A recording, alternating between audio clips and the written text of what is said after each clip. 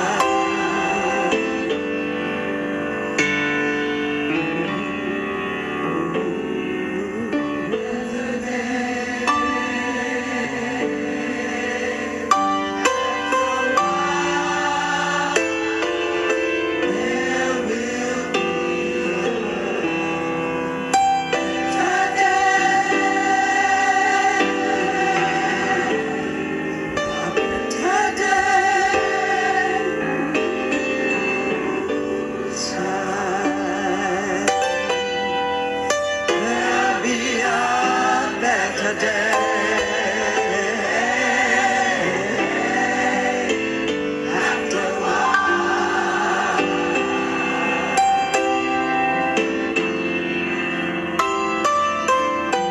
I'm gonna trade all of my troubles in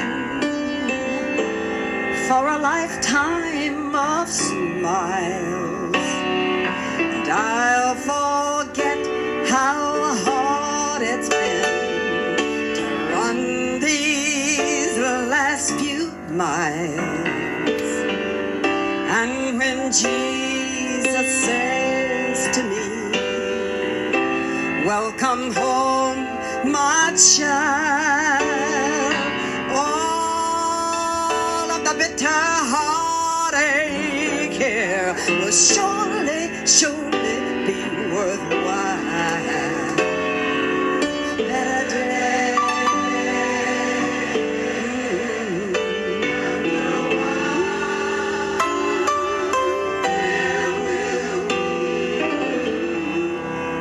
Better day. Hey, better day. Child, there'll be a better day after a while.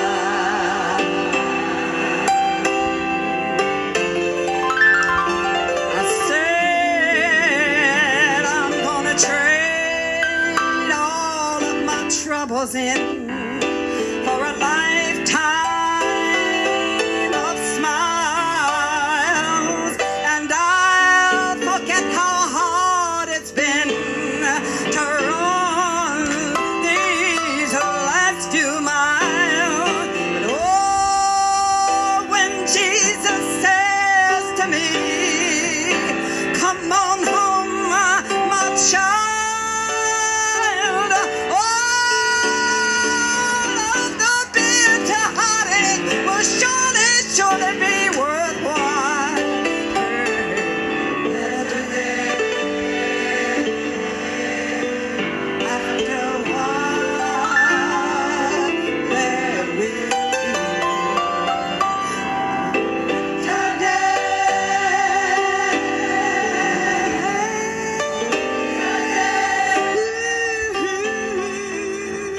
Child, there'll be a better day after a while. Yeah,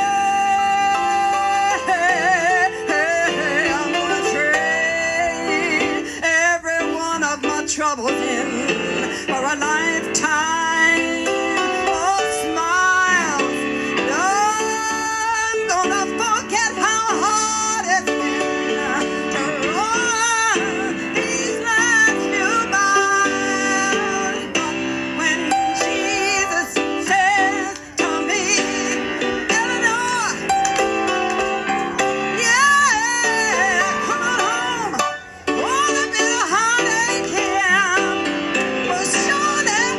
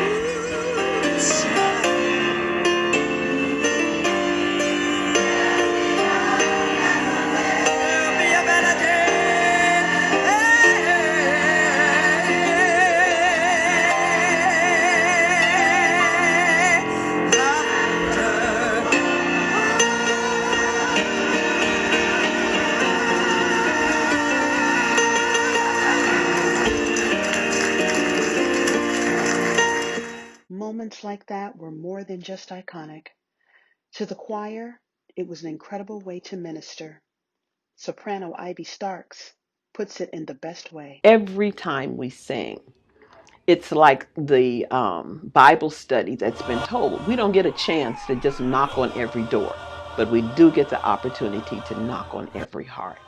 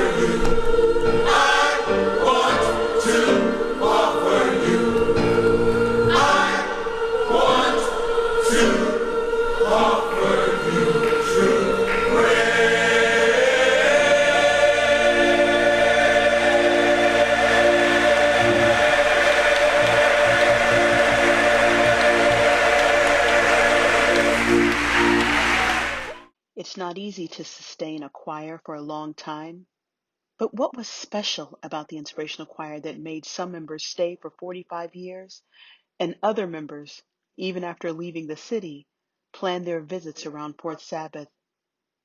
Teresa knows why. They knew how to treat the choir members, and I think the songs that they selected were songs that just drew you back.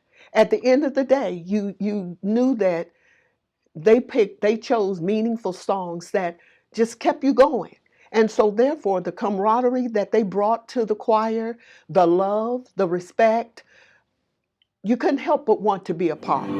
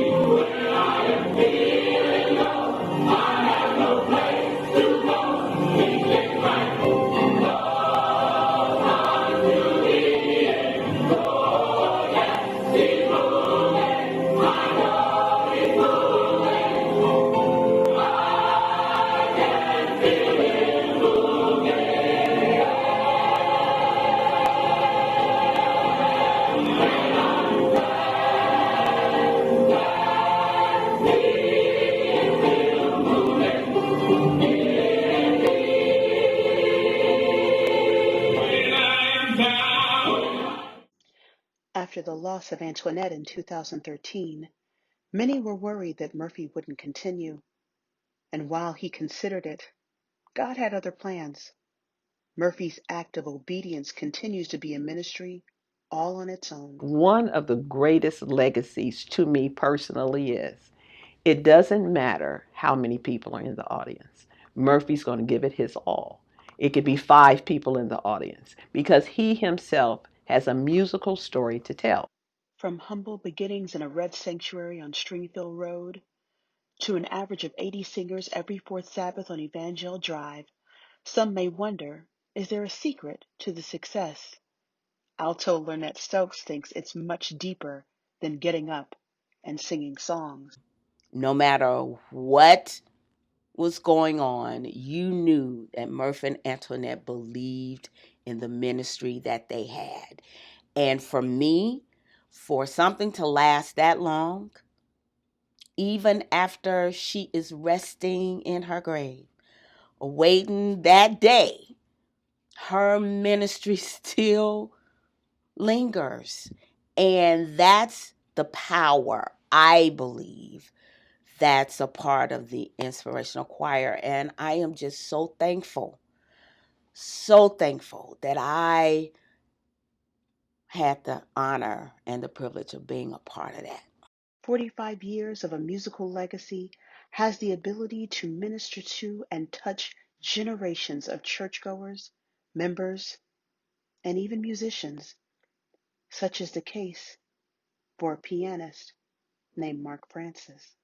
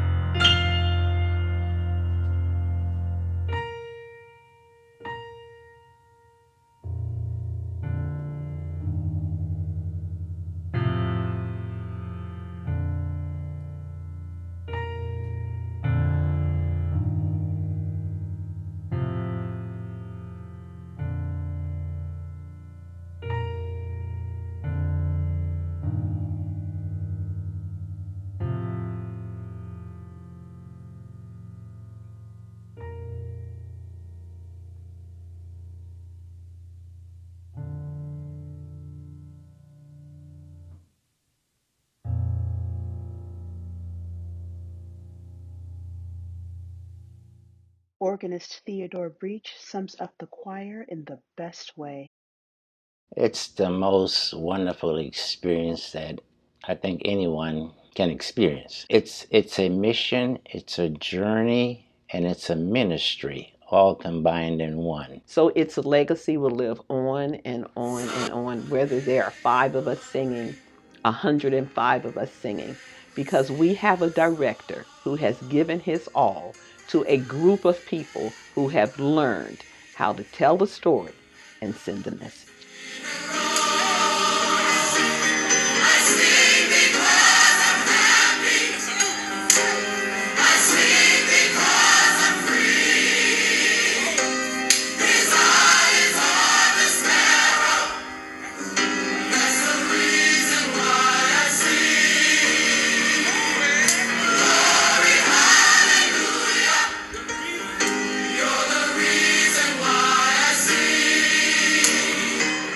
45 years of service, 45 years of fourth Sabbaths, 45 years of ministry is nothing short of, well, inspirational.